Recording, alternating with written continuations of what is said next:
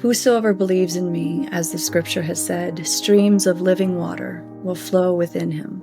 By this he meant the Spirit, whom those who believed in him were later to receive. Up to that time, the Spirit had not been given, since Jesus had not yet been glorified. And I think Christ isn't with us in the physical world anymore, but he lives within us. That's what union is all about, and understanding that. It's every human, we are in Christ's image, in God's image. And it's, if we can get past the dogma and the anger and the hurt and the suffering of what organized religion has done, and there's a lot of good things organized religion has done, but really has to do with that condition of the heart. That's what Christ came to do, is build a relationship with your heart. And that's up to you and him if you want to use that vessel.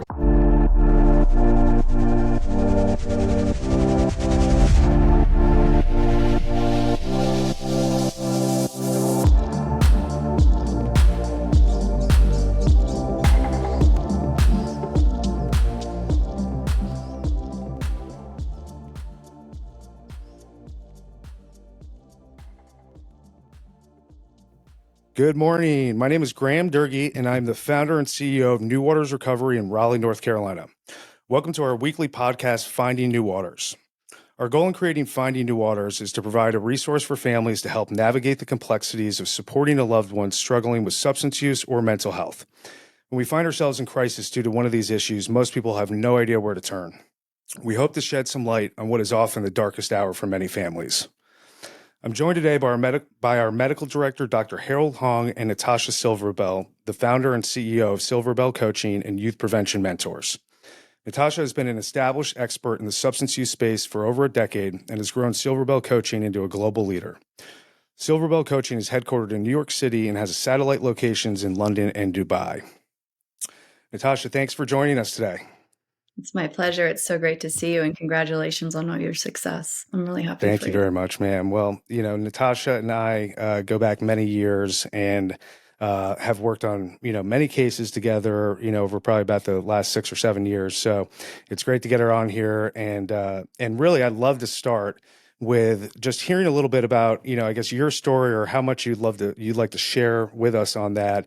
And just, I guess, how did you, get into this field, and in your own personal recovery, how has that really shaped your life today? Wow, that's a really great opener, and I'm happy to share what I feel will honestly be most helpful. And as I begin sharing my story, I like to begin with, how did my company find me? Because really, I didn't have a business plan and sit down and raise capital and say, this is what I'm going to do. It was certainly just following where my heart was leading me, most importantly, and what was important for me as a sober mother of 3, raising my children on the Upper East Side of Manhattan and reinventing myself as a former model and finding a way to be of help to others, but really be effective. And I think that's the most important piece I look when I create a team or collaborations, is how can we work together in alignment to have a harmonious outcome. And the family system is complex, so it's not that easy to do, and navigating it. And I really love the name of your podcast, Finding New Waters, because that's what we're doing with our families. Mm-hmm. Yep.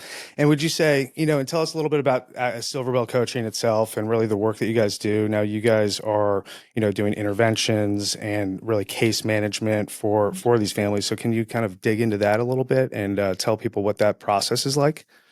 Sure. So we are, by God's grace, a word of mouth company, and finding people people finding us that are really needing the support is the catch, because I want to find the openings of grace is what they've been called. Sometimes it's not a full-on intervention. Sometimes it's just a gentle conversation, as I'm a mother of 3, from one mother to another. And I always do a courtesy 20 minutes to see, is this a good fit? Is our company where your family is at? Are you really going to benefit from our services? And I like to listen to where they're at. And pretty quickly, I know if they can benefit or not, or if I'm going to refer them to someone else or another path in another direction. So I hope that answers your question, but at least the openings of grace is where I'm looking to be the most helpful with families. But yes, there are interventions, there's in-home support, creating treatment without walls, people call it, quarterbacking while their loved one does go to treatment, so the family system can have support, because oftentimes the quote unquote identified patient goes and gets all this wonderful help, and the family system is then left and needs to be that reframing and that new water flow that is needed. Mm-hmm. A question for you, Natasha. So I work with a lot of families, and I could say the time to get help was probably a year ago. And what are some things that families could know about and say, hey, actually, now is the time to go get help. Now is the time to do a call with Silver Bell Coaching and see if we can make a difference in our family. Mm-hmm. Well, that's a beautiful call to take, and I'm definitely here for that. So I'll set up a courtesy Zoom for anywhere up to an hour to really understand. I prefer to have both stakeholders. Usually that's a mom and dad. It could be a care provider. It could be a trust and estates attorney. Could be a financial wealth manager. And so there are many different people who are really important to shift the family system and the ethos of what hasn't worked to what can work. Mm-hmm. Well, I have clients, and they'll say, "Oh, Samuel drinks, but it's always been like this. Why make a change now? I'm not sure." Or, "Sure, he got a DUI, but he got a DUI 5 years ago. Like, why do we need to do something big right now?" Sure. So I would say, so what are some things that I think people just need to get calibrated on reality? Like, actually, this is okay. This is not okay. But your rules about what's okay are a little bit flipped around. And what are some common things you've seen people do that they accept that's actually not acceptable? So, well, I'll ask them, let's just say that the person calling me's name is Amy. And I'll say to Amy, who's a mother of a 25-year-old, and we're speaking. So there's some information right there. We're connecting. And why are we connecting? Why me? Why this level of support is even a curiosity. And I want to explore that curiosity with them and understand what brings them peace at night and what's disrupting their peace. And let's explore, is that peace not there? And that's really for them to come to terms with. And that's where we will begin a much more gentle, lighter touch approach of parent coaching one-on-one, where we're there in real time. We are not clinicians, although many of our coaches are clinician trained, and we have clinical training for them, but we're really helping motivate the parents to understand what it is they want for their family system when they need it. So we're not going to diagnose and treat. We're going to take the present moment, and that means responsive in the day, in the hour of need. And that's the difference between coaching versus a therapeutic support, which we do want to work with their therapist. We then hopefully bring in that more robust approach. And who are the people in their lives that they are listening to and benefiting from? Maybe they have had a great support system, but it's not yielding what they want anymore. Hence the disruption in peace, and how then we can create a new ethos so we can find that flow of peace. Yeah. I love that question you pose. What do you or do you not have peace about? Because I think all too common people think the time for intervention is when the house is on fire, like when there's a 3-alarm fire blazing away. But the bar for getting help is actually much, much sooner than that. It's, do you have peace or not? I mean, people wait for the bottom, and there's always a trapdoor in the bottom. And talking about how we can help people, and obviously in a 12-step program, there's a whole chapter in the back talking about the higher bottom and the edited versions for relevant now. Just like, the King James version of the Bible is not relevant now. I like getting different interpretations of language that's relevant now to understand where people are for movements of change. Yep. Love it. So can we go back a little bit and talk about your treatment without walls? And I want to elaborate on that a little bit because it's very unique to what you guys do. And we actually worked on a case, not too long ago together, and went very well. And I just think that, sharing with families, that there are kind of other alternatives, other options, other resources out there that are a little outside the box, but have great results, is really helpful. Well, thank you for that. Yeah. First of all, I just want to commend you guys on what you've created and what you have put together, because having a sophisticated detox facility is a part of the Rehab Without Walls. Because there are many companies out there that do in-home detoxes. I think a stabilization for that very sensitive time where people are changing their whole body chemistry, their mindset, so that we can be set up well when we go back into the in-home model is really important for that transition piece. Um, Mhm. when I say rehab without walls, it really does mean living life on life's terms where that family system is. So oftentimes we're working with young adults that are at college and we're living off campus close by and coming and supporting them in their daily routine of showing up to class on time, really those life skill developments and creating new social structures so that they can learn how to stay with their life goals, whether that is abstinence or it's just getting to class on time, getting homework done, learning how to cook, driving, living on a budget. Those are that probably 18 to 25-year-old age group that we're really known for quite well.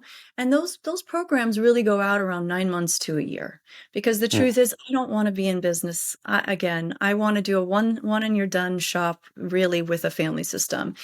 And usually with a really sophisticated, good detox program, and then setting up a navigation plan throughout the year, we find that when you hit 1 year of continuous setting of life goals, usually abstinence, but I don't judge anybody's family system. We've done other pathways. Um, when the whole family system is engaged, we have a primary family therapist. Each parent has their own support system, whether it's a parent coach or a therapist, and there's an overseeing psychiatrist that's managing the medical treatment, and there's a primary therapist that's working with the loved one. Then we're coordinating that care as a vessel that's holding all those professionals together.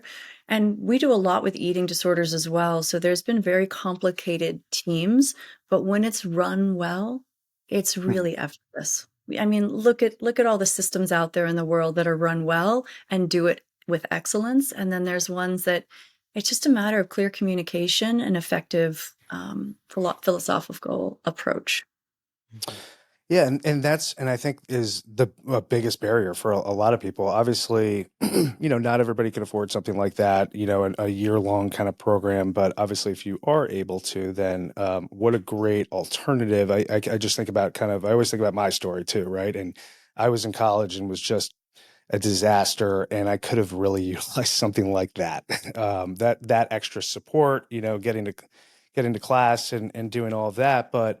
And I think that at that point, my family, college was more important, right? They just wanted to get me through school, because that's kind of what I guess looked good to the Yeah. outside world, right? Mhm. So, Just have a what's degree. that? If you just have your degree and get a job, you'll be fine, Right, which is kind of exactly. a red herring, if you will. 100%. So, I think that obviously, those families that just they are not willing to put their child or their son or loved one into a program for any period of time. I mean, doing something like that is really unique. Thank Hmm. you. Thank you. Okay, got any questions? Yeah, when you're talking about coaching versus therapy, what are some things that would make a coach a great fit for a family? Oh, what a great question. I'm really a very sophisticated matchmaker.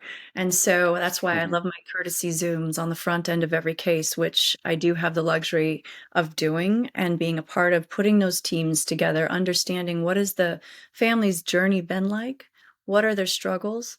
What are they looking to change? And what are their likes and dislikes, their mannerisms, their gestures, their passions, their hobbies, their talents, where were they born? What languages do they speak? And so it's not always, oh, you're from the same country and the same background, and I'm going to put you together. That's not always the right match. It has to do with the headspace of where they want to go and what do they want to accomplish with the family. So matching a parent with a certain parent is really strategic. Matching the loved one, oftentimes there are two coaches on teams that we rotate. And so we just want to make sure that we're putting together the right type of energy to create that connection. Hmm. I think that's so key. Uh, to really make it bespoke to the client and their unique situation.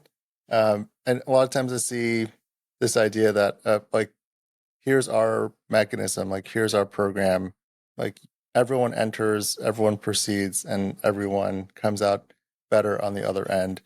Mhm. But that's like part of our assessment approach has been to take a very detailed assessment of what does the current state look like, because if you want to get to Washington D.C. and you're in New York, your path is going to look one way. But if you're coming from Austin, Texas, it's going to be a very different pathway. I think Mhm. there's like an apt metaphor to what recovery looks like for individuals and the families that are caring for them. And so I think that the silver ball coaching approach that's ultra bespoke and like really sensitive to the unique characteristics of the family. Mhm. What are their strengths? What are their development goals? What are their preferences? What types of energies do they really thrive in? I think that's like a great recipe for success, and just a big part of the reason why we love working with you. Mm.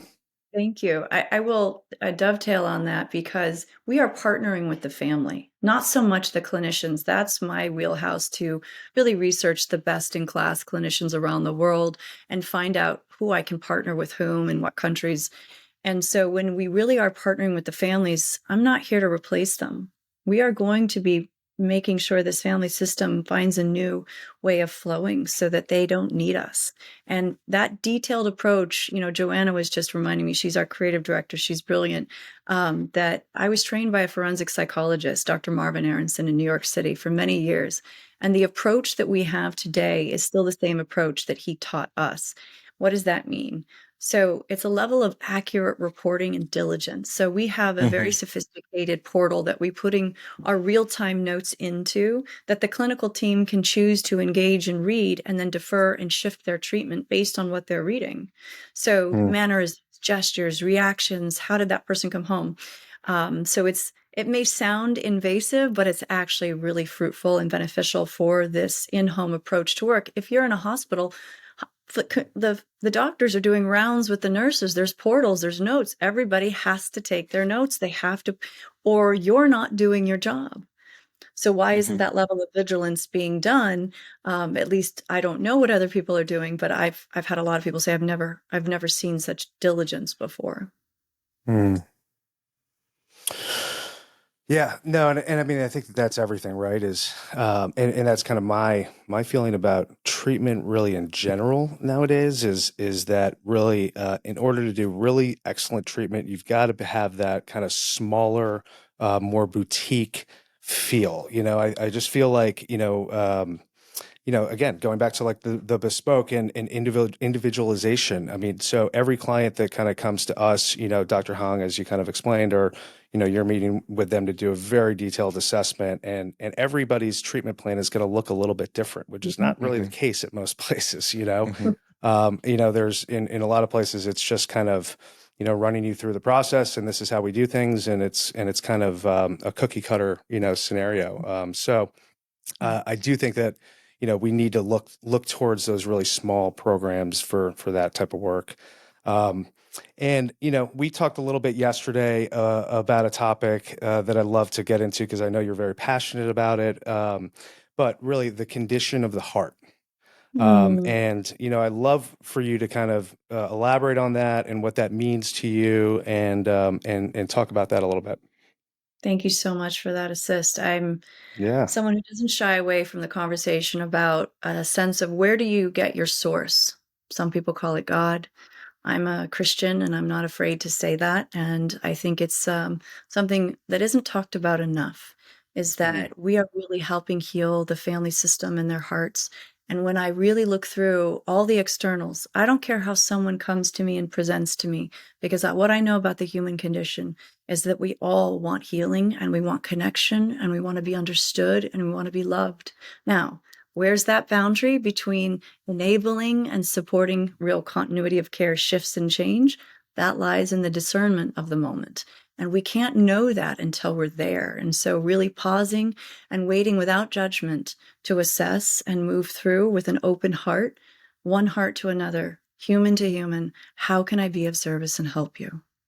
I love that. It's beautiful. Hmm. Can you say more about what the concept of like the condition of the heart means to you, and how that is something of a compass in navigating your work with your clients. Well, that's really well said. And being a medical doctor, I mean, I'm not that well studied in medicine, but I've sat in thousands of really renowned psychiatrists' office and listened to how they work.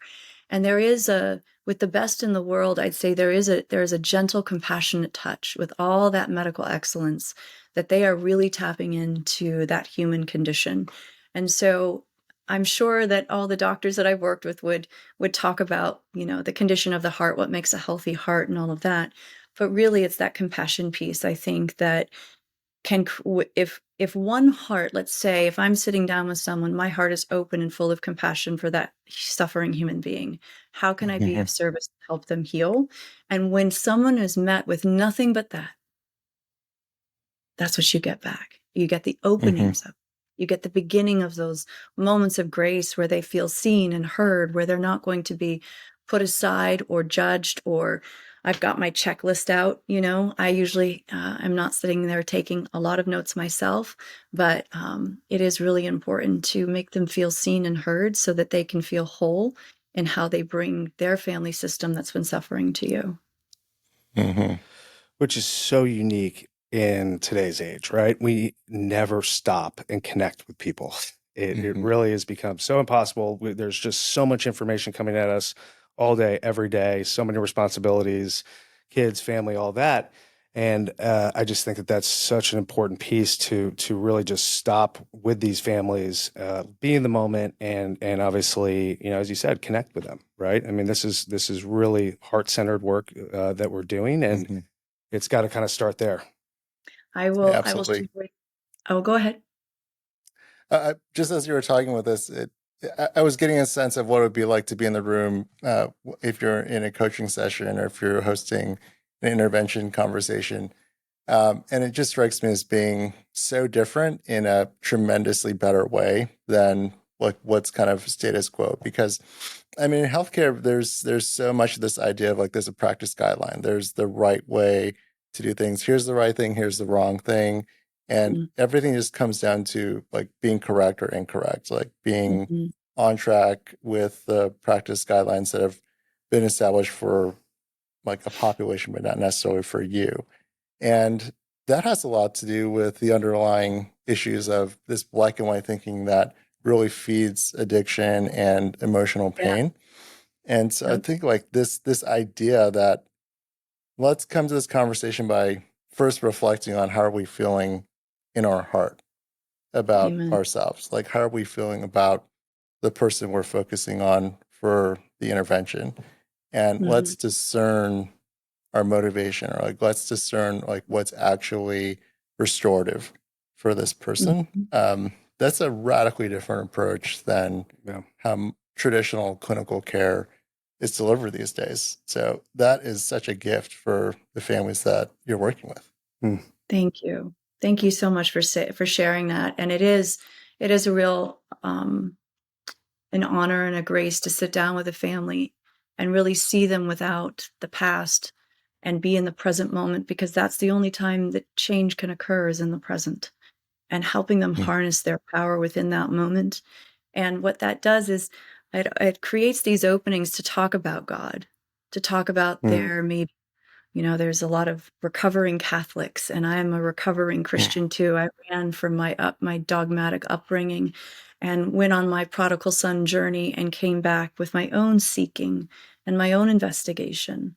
I love to quote Rumi, where what you seek is seeking you. So that famous quote by Rumi, what you seek is seeking you. And just creating that spark of curiosity with them to reinvestigate, not be so angry and hurt by maybe the way they were raised, and that maybe there might be something out there that can really help assist them in their healing journey, because most families that I work with that come to us have lost their faith. They've lost any connection to a source, an understanding of a higher power.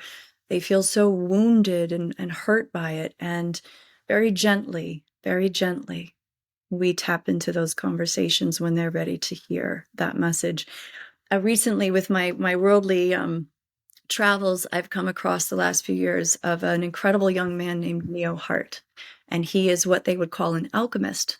Years ago, that was new for me to understand what alchemy is and what is that approach. And it's very non-threatening. It's very relevant now. I think alchemy is something that can be a very gentle approach to people to be curious. And Neo, what I really appreciate about him is he created something, 20 years of his life's work.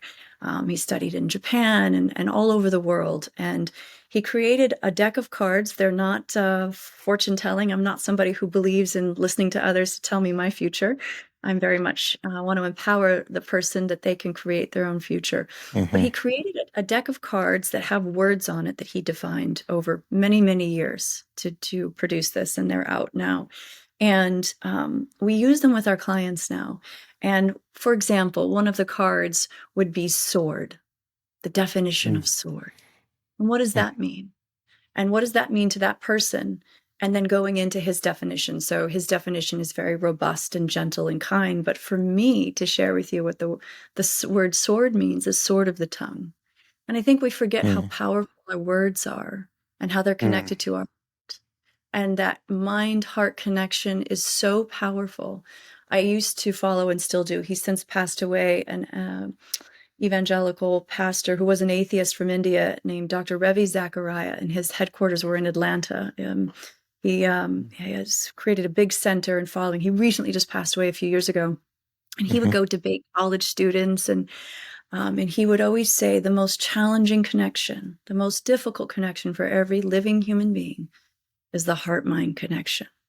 How can we heart-mind connection to be with the integrity of the person we are, we're to become, or who we haven't been, and how we can nurture that inner child. A lot of the clinicians do that inner child work.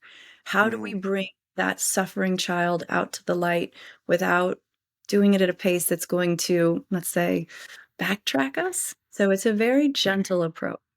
So. And, talking about that, the mind-heart connection, obviously that takes practice, right? And there are things that we need to be doing to, to make that connection stronger. And so what are some of those things that you practice in kind of your daily routine, or is it meditation? Is it, some sort of somatic therapy? And what do you do on that? So currently today, what my practice is, some people call it in the 12 steps, that constant contact with God. That's what I'm aspiring to throughout my day. How can I remain in the divine connection without being weird or crazy, or that I'm always on a pink cloud or something? That's not reality. I am very much grounded in the present moment, and I'm very comfortable there because that's the only time I can tap into that conscious contact. Ways in which I help myself do that currently is I do read a lot of scripture. I like reading in the Amplified Version. It has the Aramaic, the Hebrew, and the Greek translations of each word. So I can do a deep investigation of something. And I want to share with you a passage, and it has to do with finding new waters. And so I thought I would give this to you. It comes from the book of John. And I'm going to find it here in 1 second. From the book of John, and whosoever believes in me, as the scripture has said, streams of living water will flow within him. By this he meant the Spirit, whom those who believed in him were later to receive. Up to that time, the Spirit had not been given, since Jesus had not yet been glorified. And I think Christ isn't with us in the physical world anymore, but he lives within us.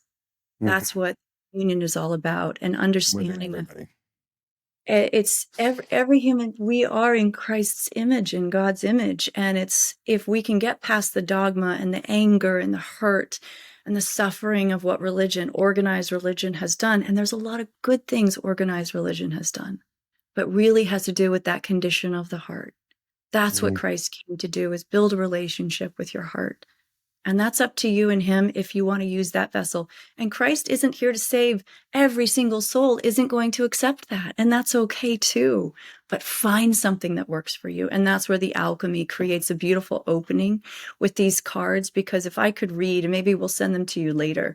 Really beautiful, really, I'll send you a deck as a courtesy, and you can Google and research Um, he's so gentle and kind, and not being, I think, the most important piece in our work, and what I identified with Neo in his work, although he's not a Christian, I really honor and respect, I have a reverence towards his work and his journey, because he's not attached to the outcome. And I think Mm, that's probably the most important piece in our work, and certainly in SBC, is that all we can do is create the space for the healing and the awareness in the family, and then put those beautiful practitioners in place and hold them accountable. But we're not attached to that outcome. That family has a right for their journey and their path. wow, that's really powerful. Mhm. How do you work with families that maybe don't feel as in touch with their spirituality as you feel in touch with your spirituality? We 'Cause, don't I mean, I think that this is so key we don't because send them the it's a podcast foremost. you don't send them the what? The podcast. This podcast. I'm just not, I don't live in fear anymore of what people will think of me in my relationship with Christ, but I certainly don't lead with it. I can read someone's energy as soon as they even send me an email about how open Mm, they are to the healing journey. And there are many cases where they never know my relationship with Christ. They don't need to heal. It's not about me. And so I just want to create the vessel of compassion and awareness and that willingness. People say, oh, you can't help somebody who's not willing. Yes, you can. Oh, mhm, yes, you can. You can create willingness. It doesn't mean force. That's where you begin with those stakeholders. It's slow intervening. Years and years ago, there was a woman in New York City, and you've been to the SBC Townhouse, Graham, and she was there leading a workshop. Her name was Jemana Grassi, and she's still treating people up in Connecticut. She's fantastic. mhm, And she watched what I was doing. This is about 8 years ago. And she watched what I was doing with this community of young men. And she was trying to understand my approach to how they all became, in their sober journey together and created community. But beyond that, she said, what you're doing are interventions. I said, no, I'm not a trained interventionist. She goes, Natasha, it's a compliment. What you're doing is intervening in these people's lives at a pace that is sustainable and palatable. And that's that mm, temperature of creating willingness. If someone is showing up, I've had other people outside of our space say, how do you work with addicts and alcoholics and people who are, so sick mentally? They lie to you all the time. And I just look at them with so much compassion. And I'll say, they're not lying to me. I'm not taking on their suffering in that capacity. I am making sure they're feeding off of what I'm offering them instead of me taking on their burdens is what they are. But it's, Mhm. that scripture, the yoke is easy and the burden's light. It really Yeah. is, Mhm. and if you can be that essence of hope and healing for them, all their worries and their concerns eventually fade away. And you really are creating a space of them to want to get better. right. Mhm. Man, as I'm listening to you, Natasha, I'm just realizing a new thing about advice that I would give to clients or family members that are looking for help is what's your sense of their heart? Amen. Because there are people who have a hard heart that are in the business that are trying to work with clients, and I think those relationships, the progress is very difficult, if not sometimes no movement or even backwards movement. Um, but we've all had those experiences where we're working with people who have there's something unique about them. Like there's a tenderness, there's a wisdom, there's a Mhm. deep spiritual connection, and it's you feel it. It's not based on what they're saying, but you can see it in their actions. You can see it in their tone, how they connect with people. And I think part of recovery and rehab is for people who have hard hearts, is to see what life is like for people who have wise and healthy Mhm. hearts, right? But Amen. until you see it, it's hard to imagine what it would look Yeah. like, and even more difficult to make that transition. If I may, and I think therein lies such an important part, especially to our industry, because we are in the healing industry. Mm, We're in the behavioral space of mind-body healing and helping people find their path without judgment. So, I'm engaged to a very successful, Columbia or, Cornell and Harvard Business School graduate who's an amazing man in my life. And he'll always say to me over my years, we've been together over a decade, he's watched my company grow. And he's like, how is it that you are able to not only manage people who are really struggling and family systems, but you're managing people because everyone in my practice is in recovery too. Mm-hmm. Mm-hmm. And they're healing on their journey. And it's a lot of healing and wounds that are constantly maybe needing to be tended to. So I want to make sure that all of the coaches and the clinicians that are working within the SBC system have their own governance and care. And we offer supervision and we help make sure that they're doing their work so they can give that beautiful offering to someone else, because you can't give away what you don't have. And I think that speaks to your Right. point, is the condition of the provider's heart. And that's exactly what I'm talking about. Yes, I'm helping them pay attention to their own heart and helping, but you can't tap into that if your heart isn't in a healthy space that is creating Mm-hmm. that healing process. I mean, that's so on the money, and is something that we talk about on the regular here, just because, first and foremost, for me, having a really healthy culture is the most important thing. And that kind of starts with our staff, right? Taking care of our staff first and foremost, making sure, as you said, probably 75% of our staff is in recovery. So, and they're getting triggered and they're, listen, even if you're 6, 8 years in recovery, things are still going to come up and you're going to have struggles and you're going to have difficulties. And we, that work-life balance is such a essential part of this process, but also continuing the work, right? And not, I think what we see so much is that people stop doing work on themselves and That's right. get a little bit crispy. Mm-hmm. Word. It is crispy. And I think it's so important because when we're working with a family system, whoever is the primary caring vessel, whether it's the case manager, the coach, the therapist, the detox center, is that we're always asking the family system and the parents, what can they do to change the ethos? Because it really does start in the parenting. And I am not saying, as a mother of 3, I am not saying the parents are a problem.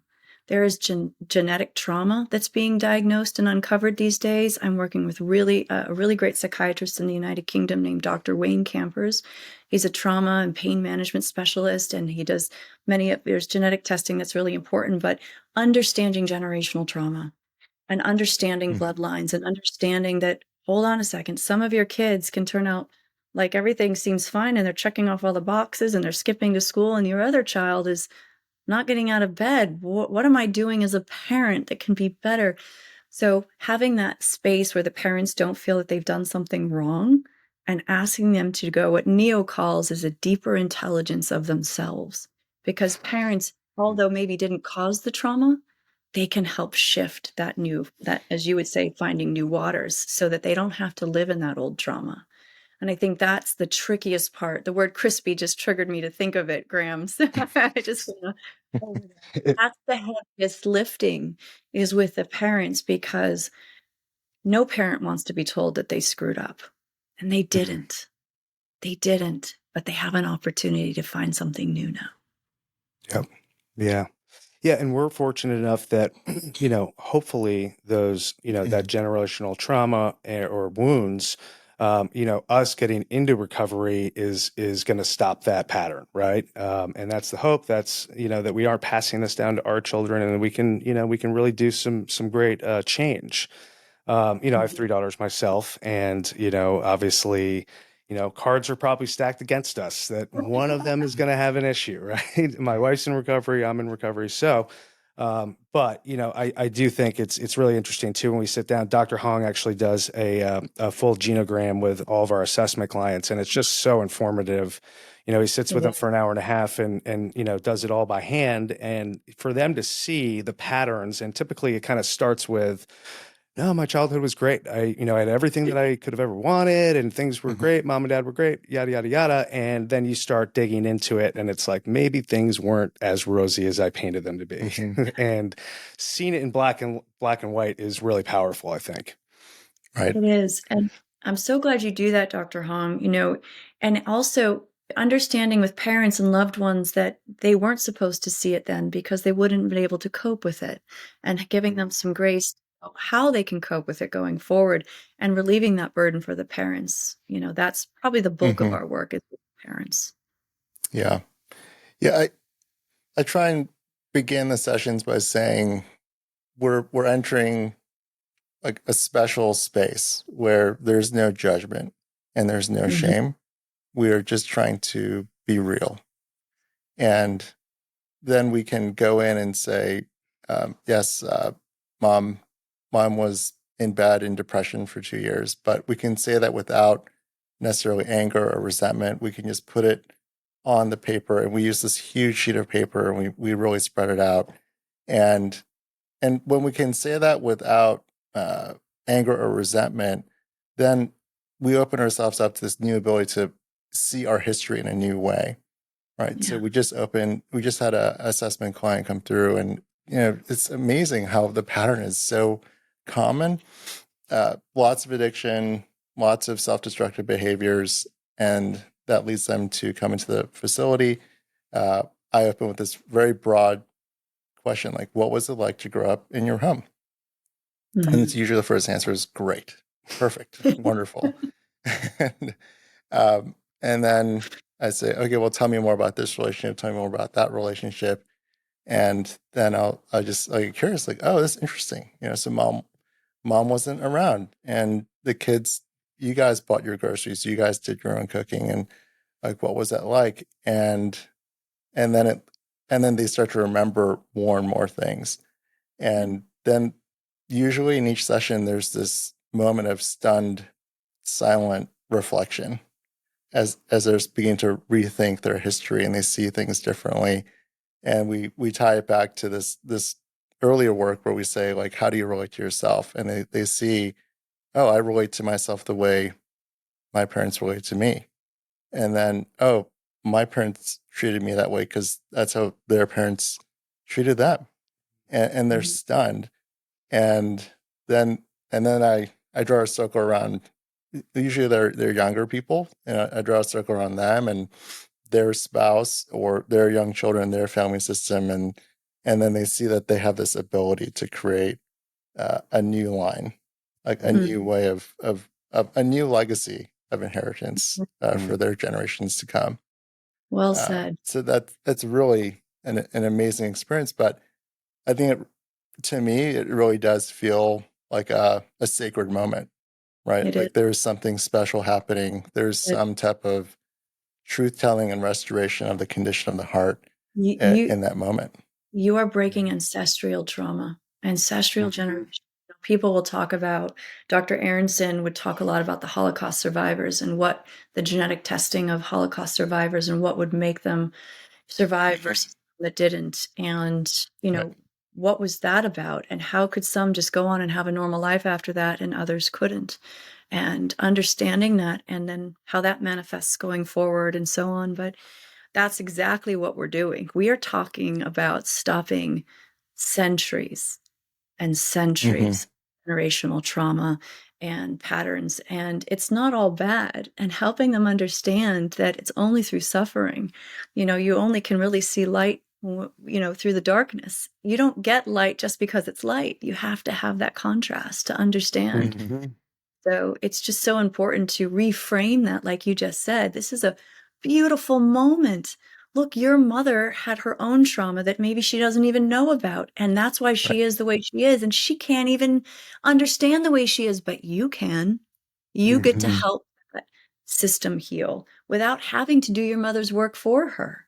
And I think Mhm. there's so much in that mother-daughter bond that we could spend many episodes on, that it Mm. is so important and vital. And then we could talk about the relationship with the father and how Yeah. important that is. And that I will bring it back to that spiritual component, because a mother typically is one who brings the spirituality into the home. However, it is when a father hits his knees that it's the most powerful for the children to watch and emulate. And when a Mhm. father Mhm. gives grace to a higher power, it is the most calming for a child.